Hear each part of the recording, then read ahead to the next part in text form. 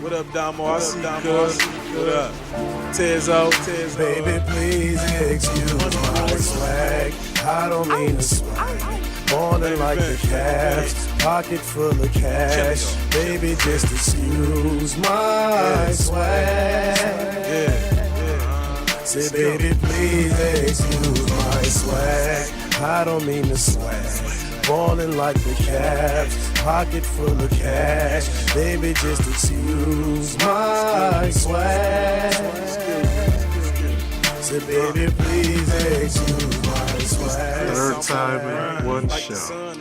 Official.StreetSmarks@gmail.com is how you want to contact us. Listen to us right here exclusively on YouTube, Street Smart Audio. And fuck with us. IG and SoundCloud, Official.StreetSmarks, Street Smart fan page on Facebook, Street_Smarks on Twitter. Okay. Da-da-da, da-da-da. I might as well do it. How's Touching Tata doing this week? Oh man, well right now, Touching Tatas is winning 98-70 against Ant Hill Mob, which is also the first place team in the league right now.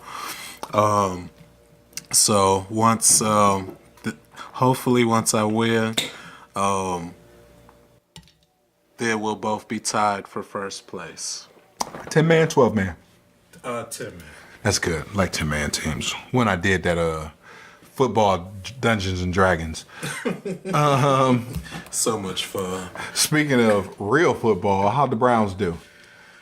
Browns, not so well as Touching Tatas. Unfortunately, they went down to the Detroit Lions, 38-24 in the Dirty D, and we are now 0-9. Ooh. How the Cavs doing? Though the Cavs beat Dallas last night.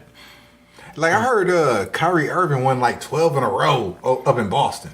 They smashing everybody. The Celtics are off to a good start. You know what I'm saying? But it is the regular season. Right. I don't pay attention to any of that shit. But I definitely don't pay attention to the regular season. Yeah, you know what I'm saying? So they're doing good. The Cavs are still trying to find themselves. We're still waiting on Isaiah Thomas to come back. And so he'll have to gel with the team and stuff. But come playoff time, Cavs will be ready. So you looking at us to be a number 1 seed, number 2 seed? What you talking about? What are you predicting? Ooh, now as far as seed wise, now that's going to be tricky. I could see us going in as low as number 3, just because our team is quite old. We got Derrick Rose, LeBron, he's in his 30s, D Wade's in his 30s. Hey, you know what I'm saying? He'd be a little banged up, but. I like Derrick Rose for real though. Yeah, we'll see what we get out of him. So some of the older players on the squad, and again, we'll have to work IT into the system. Isaiah Thomas once he gets back. So it's going to be a lot of growing pains and a lot of minutes getting managed. So, I don't think the Cavs are going to be hard pressed to shoot for the number 1 seed, so I could see us going in as low as 3. How the Indians doing? The Indians were eliminated from the playoffs by the New York Stankies. Oh shit! Is the World Series over? Yeah, it's over with. I don't fucking know. Yeah, the Houston Astros are your World Series champions. Oh, that's what's up. Yeah, they beat the Dodgers. Oh, that's what's up. Yeah. All right, getting back to some wrestling. We're gonna talk about Starrcade. Yeah. Big Starrcade bout. Frickin' what's her name? Flair's girl, yeah. Charlotte and Natty. Yeah. So the big recent hang-up is Starrcade will not be presented as a WWE Network special. It will not be televised. And it's got the IWC in kind of an uproar.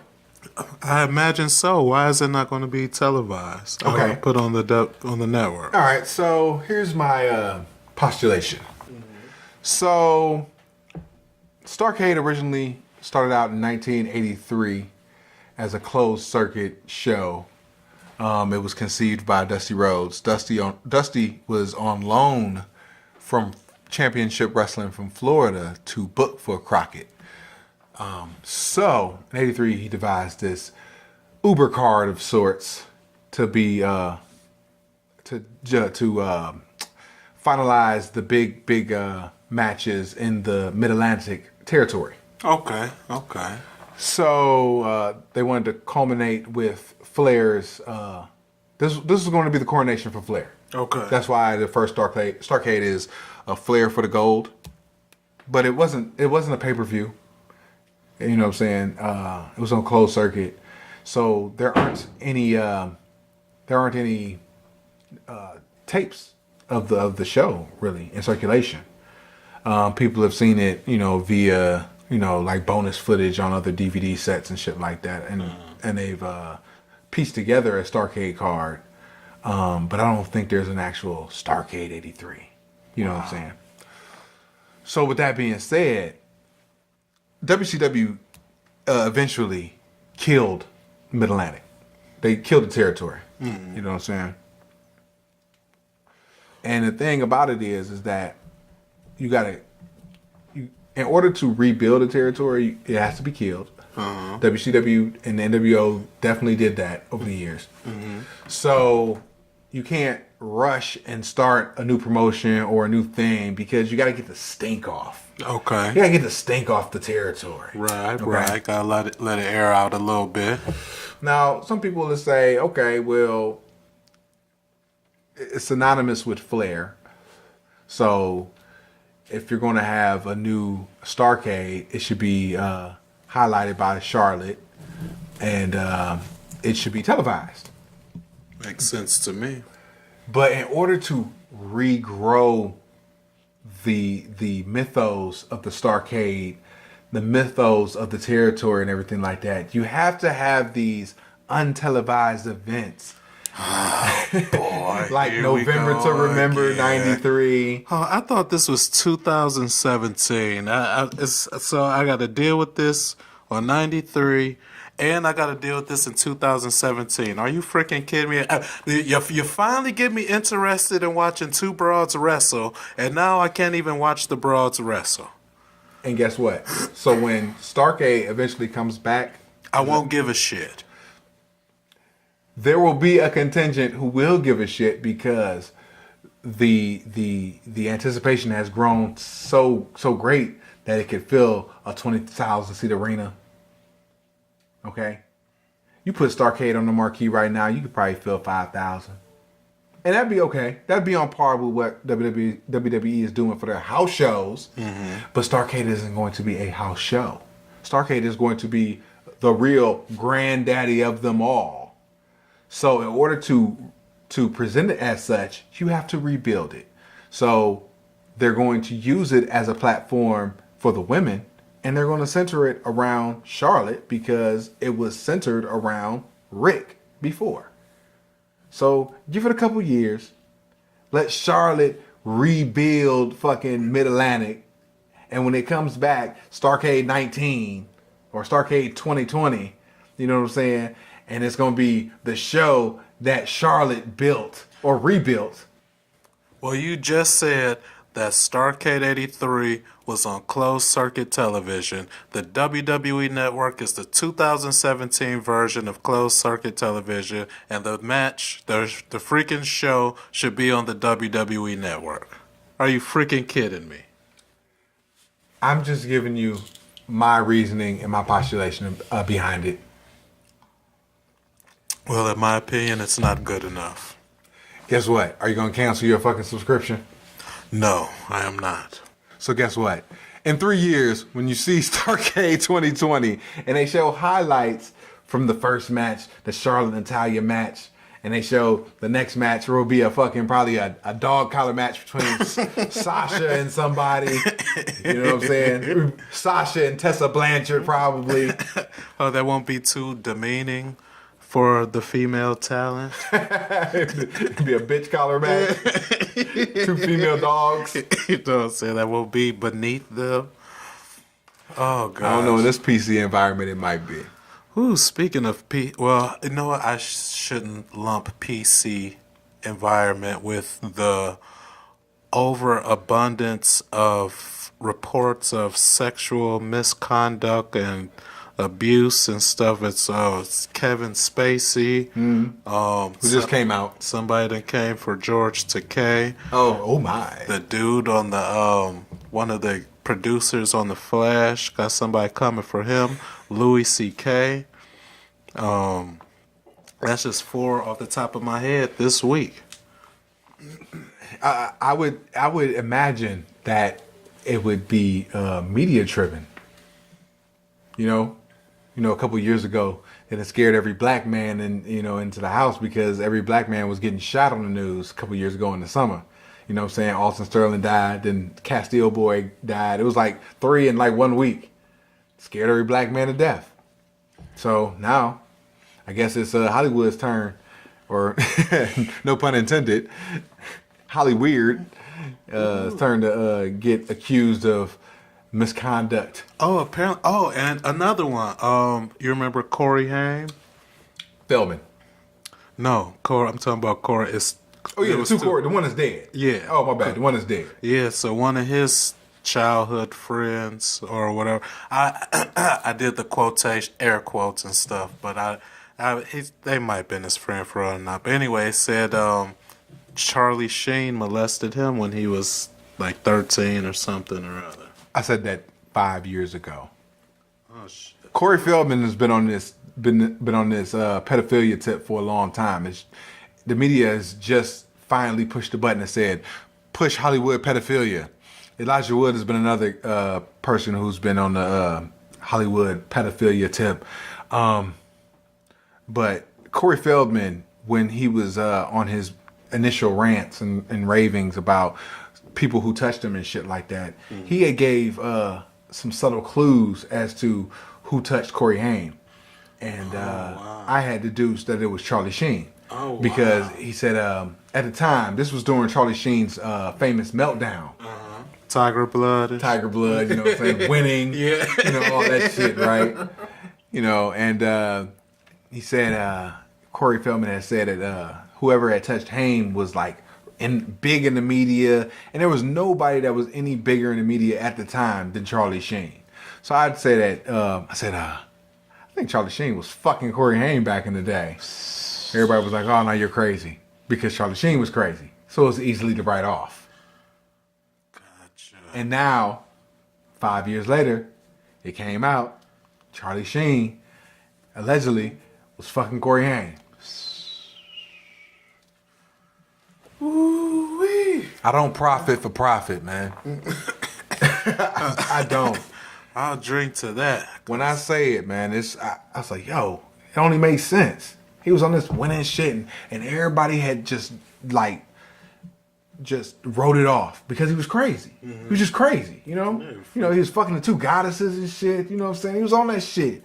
So nobody was really saying, oh, how can Charlie Sheen be fucking a dude? Fucking a boy or whatever. I was like, dude, Corey Feldman is basically saying Charlie Sheen fucked Corey Haim, and I'm pretty sure Charlie Sheen fucked Corey Feldman as well. But Corey Feldman still wants to get that Hollywood money, so he's sacrificing his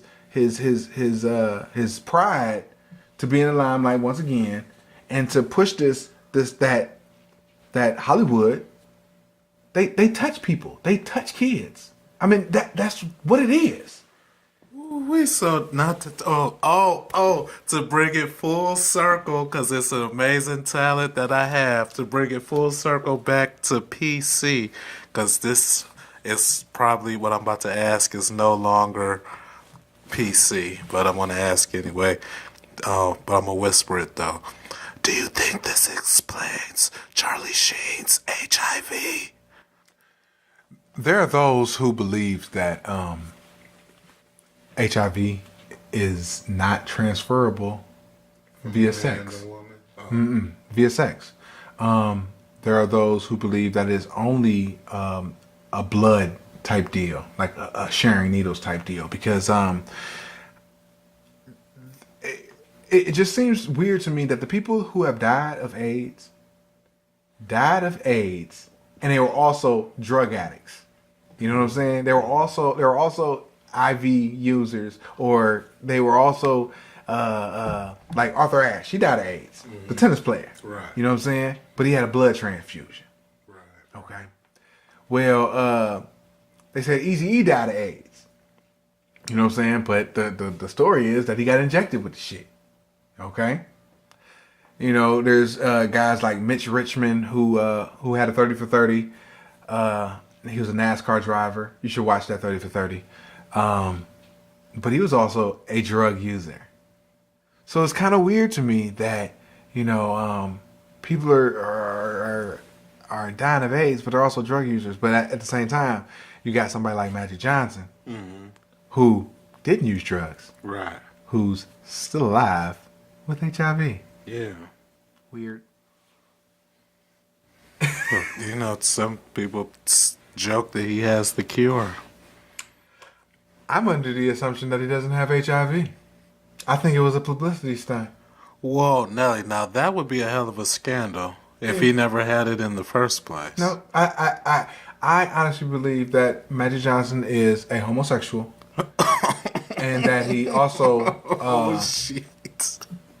he also sacrificed his son for further riches to be a homosexual.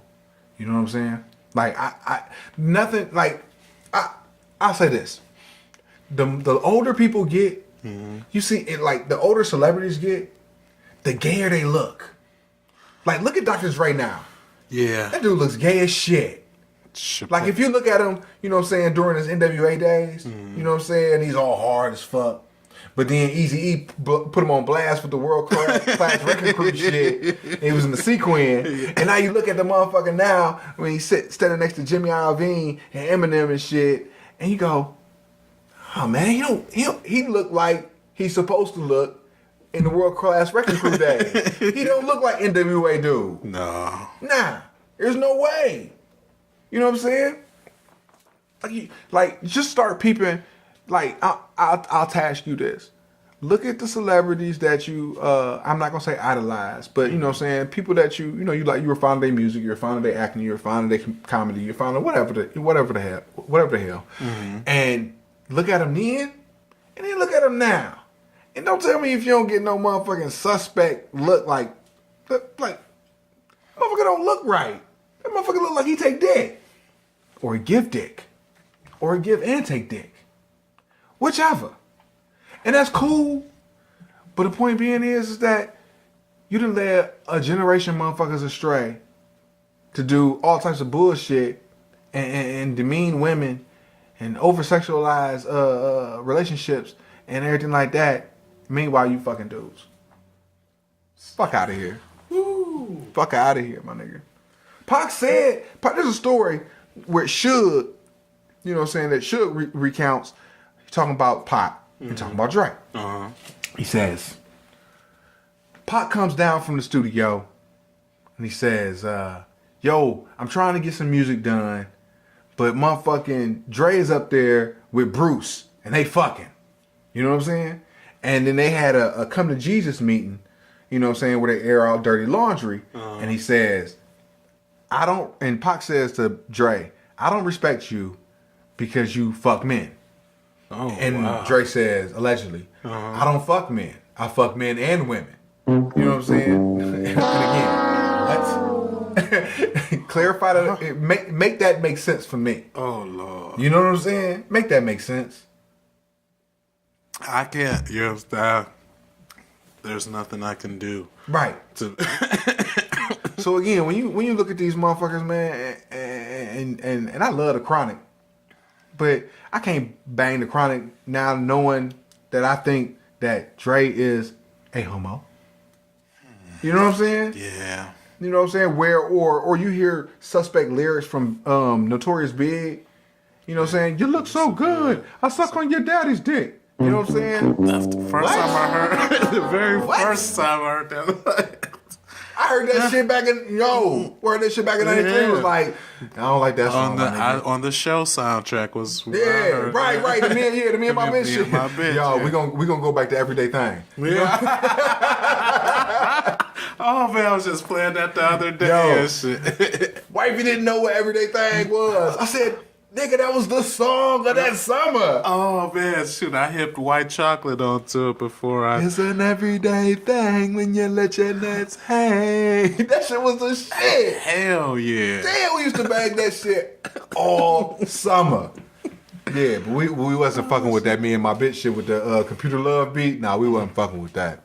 It just goes off that one line. Cause I can't rap along with that. No. How do you even switch that around? Don't no chick look that good where I'm just filleted her father. Right. Or any dude. I'm not going to that. No. Yeah, right. Fuck out of here. So, that being said, we're gonna come to the main event of the show. Extreme Retro Review time. Peace.